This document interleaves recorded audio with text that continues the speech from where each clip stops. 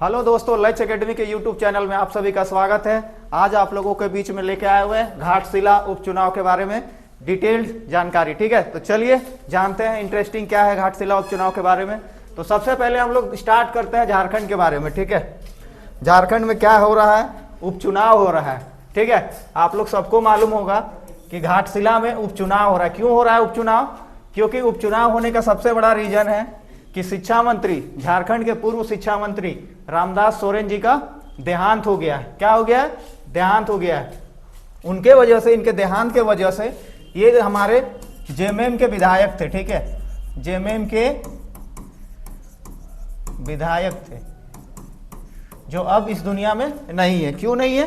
क्योंकि इनका इलाज दिल्ली में चल रहा था। ठीक है, तो उनका देहांत हो गया। ये जेएमएम के विधायक थे, साथ ही साथ ये घाटशिला से विधायक थे। घाटशिला इनका विधानसभा क्षेत्र था। तो इनके निधन से उपचुनाव हो रहा है। तो हम लोग जानते हैं सबसे पहले घाटशिला का उपचुनाव 2025 के बारे में जानते हैं। ये सबसे पहले क्या है, अनुसूचित जनजाति यानी एसटी के कैटेगरी में आता है। ये सीट आरक्षित सीट है, आरक्षित सीट है। इसमें आपका सिर्फ एसटी कैटेगरी के आदमी लोग ही सिर्फ आपका चुनाव में लड़ सकते हैं। उपचुनाव कब है? 11 नवंबर 2025 को।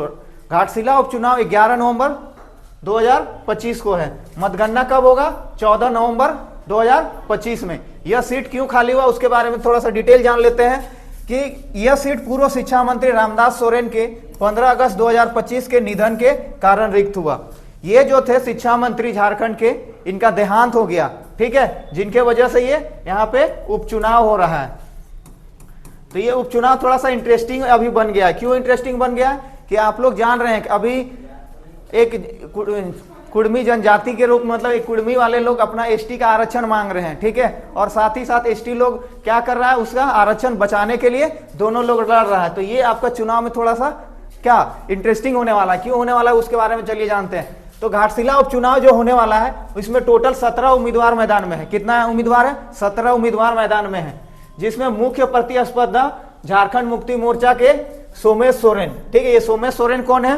रामदास सोरेन के पुत्र हैं। ठीक है, देखिए आपका रामदास सोरेन के पुत्र हैं। और साथ ही साथ इनमें क्या हुआ है, भाजपा के ही पूर्व मुख्यमंत्री चंपई सोरेन के पुत्र बाबूलाल सोरेन के बीच में माना जा रहा है कि इन दोनों के बीच में कड़ी टक्कर होगा। इसके साथ ही इसमें एक इंटरेस्टिंग आ गया है। ठीक है, क्या हो गया है कि यहाँ पे तो आपका दो एनडीए और यूपीए में गठबंधन हो गया है, जिसके वजह से क्या हो गया है कि एनडीए वाले लोग सारे लोग एक हो गए हैं और यूपीए वाले लोग सारे एक हो गए हैं। लेकिन इसमें तीसरा एक फैक्टर आ गया है।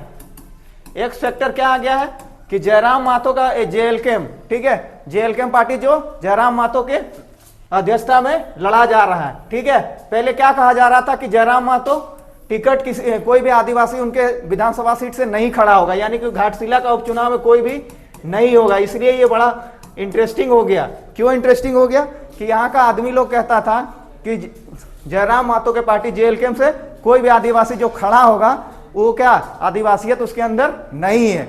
ठीक है, लेकिन क्या हो रहा है कि जयराम महतो ने भी एक ट्रम्प खेल दिया। क्या ट्रम्प खेल दिया कि अपना उसी समाज से रामदास सोरेन, जो पहले भी एक बार आपका चुनाव में लड़ चुके हैं, उन्हीं को फिर से दोबारा टिकट दिया गया है। और वो चुनाव लड़के क्या हो गया कि जो चुनाव होने वाला है उसको त्रिकोणीय कर दिया है। ठीक है, तो क्यों त्रिकोणीय हो गया कि इसमें आपका ये जो घाटशिला विधानसभा है ये पूर्वी सिंहभूम जिला में आता है। ठीक है, पूर्वी सिंहभूम जिला में आता है। तो देखिए ये है चंपई सोरेन के पुत्र बाबूलाल सोरेन, और ये आप लोग जानते ही हैं, इन तो सबसे भी चर्चित विधायक में जाने जाते हैं जयराम महतो।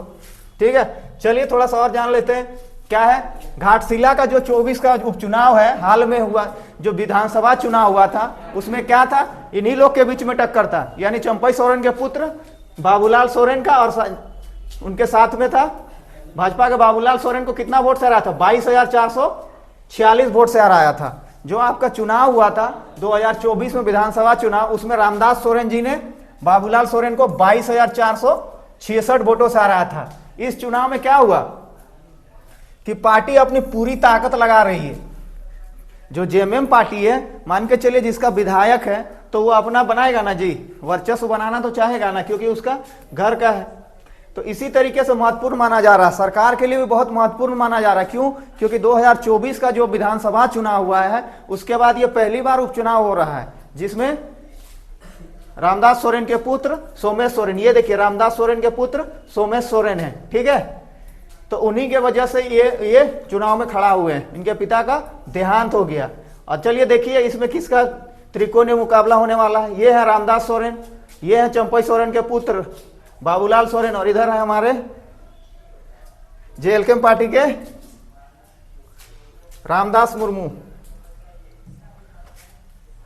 देखिए क्या हो रहा है, लेकिन टक्कर तो इन दोनों के बीच ही होने वाला है, सोमेश सोरेन वर्सेस बाबूलाल सोरेन। लेकिन चलिए देखिए क्या होता है, इंटरेस्टिंग होगा कि आपका जेएलके कितना इसमें प्रभाव डाल पा रहा है घाटशिला उपचुनाव में। तो क्या है कि घाटशिला उपचुनाव 2025 मुख्य मुकाबला झामुमो और बीजेपी के भाजपा के साथ होने की संभावना है, जिसमें अनुसूचित जनजाति वर्ग की राजनीति और स्थानीय मतदाता महत्वपूर्ण भूमिका निभाएंगे।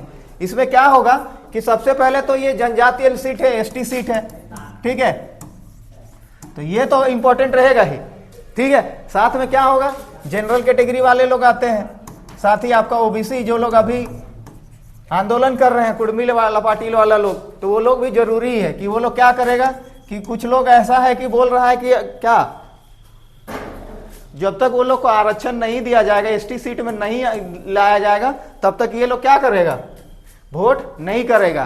तो देखिए चलिए इंटरेस्टिंग है कि क्या होता है, पता चल ही जाएगा हम लोग को कि चुनाव में क्या होने वाला है, ज्यादा दिन इंतजार नहीं करना पड़ेगा, ठीक है।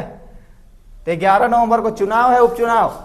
तो आप लोग से रिक्वेस्ट होगा, अगर घाटशिला के जनता लोग देख रहे हैं तो आप लोग चुनाव में एकदम भाग लेना है एनी हाउ, ठीक है, ताकि सरकार को पता चले कि क्या चल रहा है नहीं चल रहा है। साथ ही साथ बहुत लोग हैं कि अपना अपना दावा ठोक रहे हैं, बीजेपी वाले लोग अलग बोल रहे हैं, जेएमएम वाले लोग अलग बोल रहे हैं, और जेएलके वाले लोग अलग बोल रहे हैं, ठीक है। तो चलिए घाटशिला, हम उम्मीद करते हैं कि घाटशिला उपचुनाव के बारे में आप लोग को जानकारी अच्छा लगा होगा। अगर आप चैनल में नए हैं तो चैनल को सब्सक्राइब कर लीजिएगा और बेल आइकन को ऑन कर लीजिएगा। अगर आप लोग को जानकारी अच्छा लगा तो अपने दोस्तों के बीच में शेयर कीजिए, ठीक है। चलिए दोस्तों, धन्यवाद।